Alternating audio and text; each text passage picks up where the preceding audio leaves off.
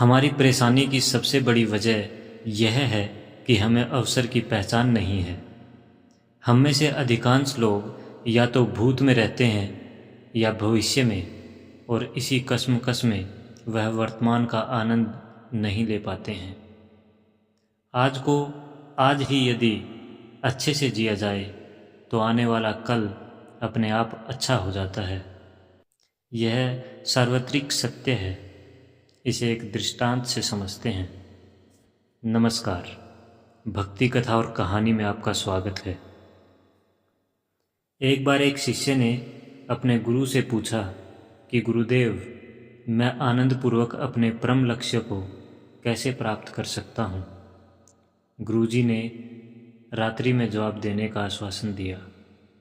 शिष्य रोज शाम को नदी से गागर भर कर लाता था, लेकिन गुरुजी ने उसे उस दिन शाम को गागर लाने से मना कर दिया। रात्रि हुई।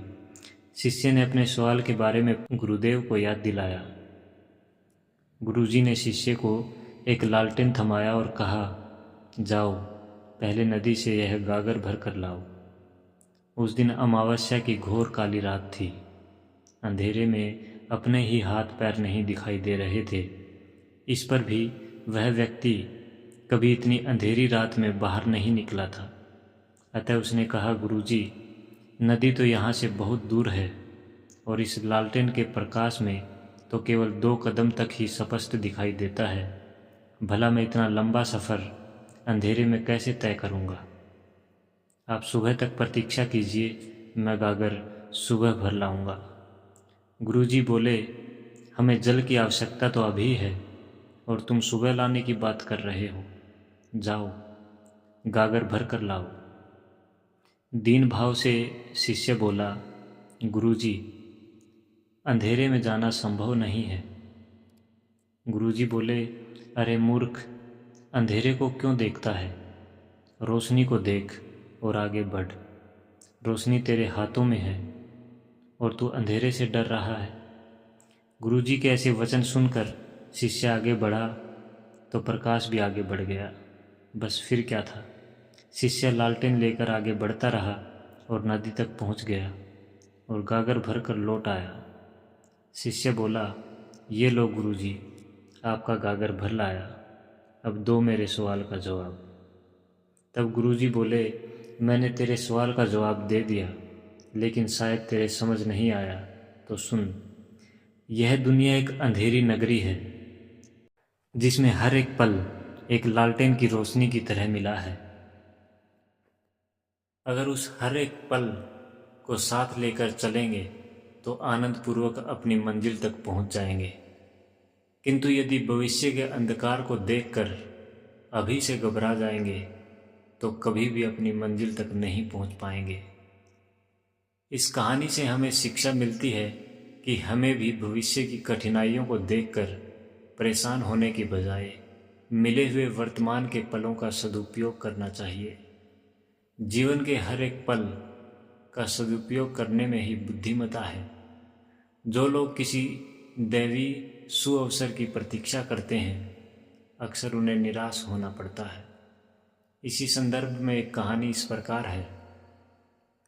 एक बार एक नवयुवक को गांव के एक किसान की लड़की से प्रेम हो गया। बात इतनी आगे बढ़ गई कि लड़की के पिता तक पहुंच गई। लड़की के पिता ने युवक से मिलने की इच्छा व्यक्त की। दूसरे ही दिन वह नवयुवक लड़की के घर पहुंचा। पिता ने उस आशिक को ऊपर से नीचे तक देखा और कहा, मेरी बेटी से प्रेम करते हो? युवक ने हाँ में जवाब दिया। पिता ने कहा, शादी करना चाहते हो? युवक ने फिर हाँ में जवाब दिया। पिता ने कहा, अच्छा ठीक है, तुम्हें एक काम करना होगा। मैं एक एक करके अपने 3 बैल छोड़ूंगा। यदि तुम तीनों में से किसी एक की भी पूंछ पकड़ लेते हो तो मैं खुशी खुशी तुम्हारी शादी अपनी बेटी से कर दूंगा। युवक राजी हो गया। किसान नवयुवक को अपने खेत पर ले गया और बैल के बाड़े के सामने खड़ा कर दिया। युवक पूंछ पकड़ने के लिए तैयार था। किसान ने पहला बैल छोड़ा। युवक ने जैसे ही विशालकाय बैल को देखा, उसकी आंखें फटी की फटी रह गई। उसने सोचा, इससे पंगा नहीं लेना चाहिए, और वह दूसरे बैल के आने की प्रतीक्षा करने लगा।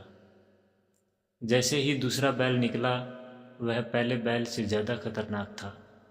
उसके नुकीले सींग देखकर युवक डर गया और सोचने लगा, इससे तो पहले वाला ही सही था, लेकिन अब क्या।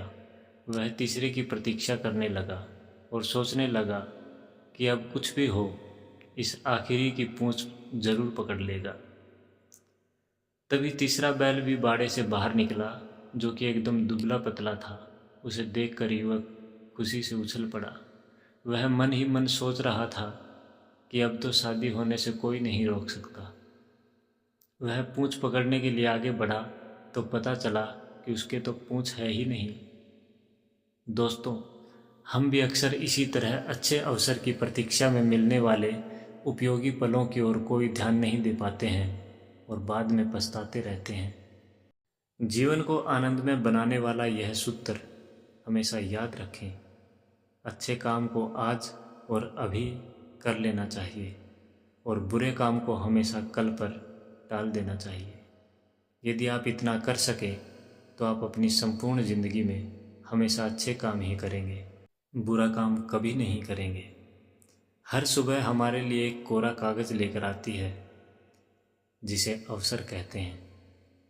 हम जिस रंग से चाहें उसे भर सकते हैं।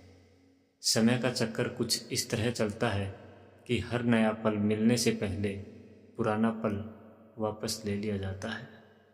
इसीलिए कबीरदास जी कहते हैं, काल करे सो आज कर, आज करे सो अब, पल में परलय होए रे, बहुरी करे वो अब। जय हिंद।